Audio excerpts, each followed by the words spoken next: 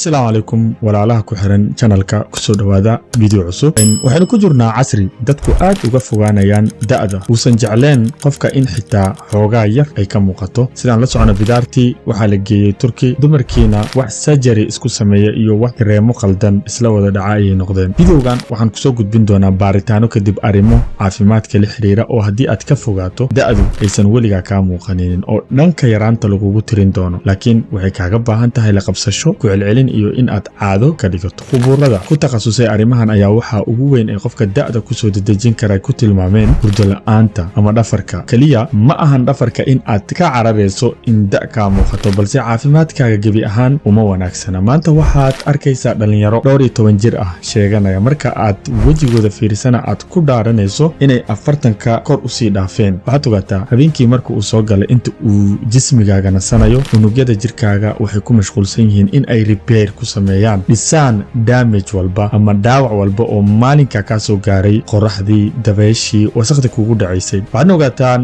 damage-ku wuxuu noqon karaa qoraxda kulul ee maanta oo dhan maqaarkaaga garaacaysa sidoo kale dabeesha hanfida leh ee wasaqda ah ee kiimikada iyo factorieska ay ku soo siideeyaan hawada haddii marka hurdada kugu yaraato jirkaaga awood uma yeelan karo inuu dayactir ku sameeyo waxyeeladii ku soo gaaray oo dhan waxaa jirta hal study oo sheegtay in xitaa hal habeen oo hurdo xumo kugu dhacday keeni karta dhibaato aad ka soo kabsan weydo waxaa lagu taliyaa qofka in uusan ka yareen hurdadiisa 8 saacadood xitaa haddii ay u gaari uu maalinkii waqti yar uu indhaha isgashto uu ka raadiyo waxa kale oo lagu talinayaa waliba ka hor inta aadan sariirta tagin marso kareemada qaboojiya maqaarka labo waa sidee biicabaalkaaga waa macquul ah inaad ka mid tahay dadka fiidkiiba iska dhaca marka ay cishaha dukadaan balse biicabaalkaagu uu aad u liito ma ogtahay biyaha aad cabto inta ay la eg yihiin inay saameyn ballaaran ku yeeshaan sida maqaarkaaga uu u eg yahay haddii aad aragto qof maqaarkiisa qalalan yahay faruuryaha dildilaacaan qolofta maqaarkiisa iska soo kacayso xaqiiqso qofkaas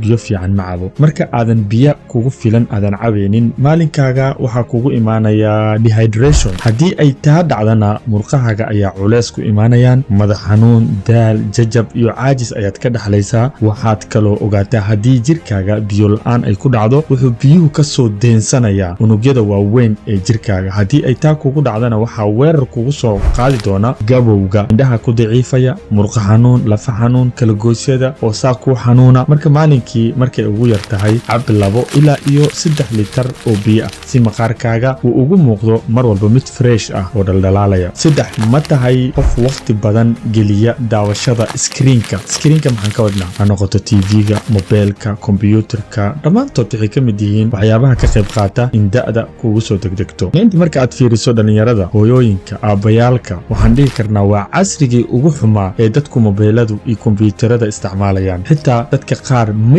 yaqaanaan qofka ay yihiin ama identitygooda daqiiqad ma joogi kartid adiga oo aadan fiirin ama soo qaban taleefankaaga daawashada aad isha ku gubayso screenka maahan wax wanaagsan marka aad taleefanka ama TV-ga aad isha ku hayso waxa aad acceleration ku sameynaysaa qaybta buluuga ah xawaaraha ay aragga u isticmaashataa oo kugu keenaysa in dhaqsi ishaada aragga kuwayso misana la fiiqo oo kiyaalo ka weyna xaalkaagu noqdo sidaana qof da' ah aad ugu muuqato stadio la sameeyay ayaa waxay cadeysay gaar ahaan mobilada mugdiga lagu isticmaalo kaliya dhaawac uma geystaan indhaha balse waxtarka waxqabashada fikirka maskaxda ay damage weyn gaarsiiyaan qodobkeena afraad sigaarka haddii maanta aad sigaarka cabto dabcan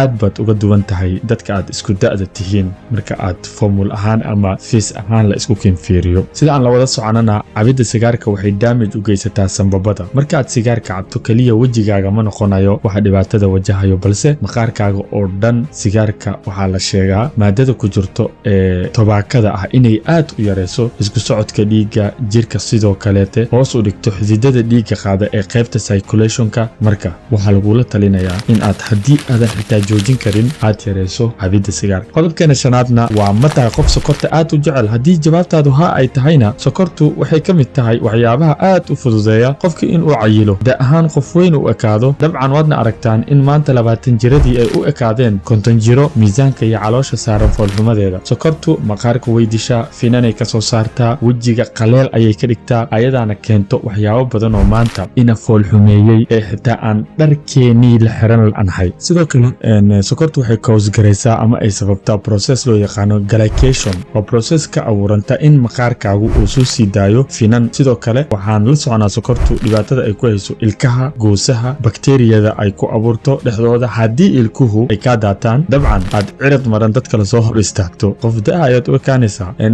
fruitska iyo khudradda haddii aad necab tahay ama aadan ku jirin dadka cuno, ogow adiguna da'du kaama fogo. sababtu haddii aad rabto in jirkaaga caafimaad hagaago, waa inaad maalinkii cuntaa fruits ama veggies, khudradda cagaaran. soomaalida 90% ma cunaan fruitska iyo khudradaba. haddii aan cunnana waxaan cunnaa keliya marka ama aan cunto culus aan cunno, ama anaga oo magaalada iska mareeno aan aragno meel lagu gadaya. waxaad ogaataa fruitska iyo veggiska waa cunooyinka aad ula dagaalama xanuunada jirka soo weerara. haddii dietkaaga aad ku balansi gareen weydana, waxaad ogaataa waxaa weynaysaa mineralska iyo vitaminska muhiimka ah ay xambaarsan yihiin. da iyo duqnimona daris baad noqonaysaan. videogeenana inta ayuu ku egyahay. walaalkiin Sabriye. salaamullaahi calaykum waraxmatullaahi wabarakaatuhu.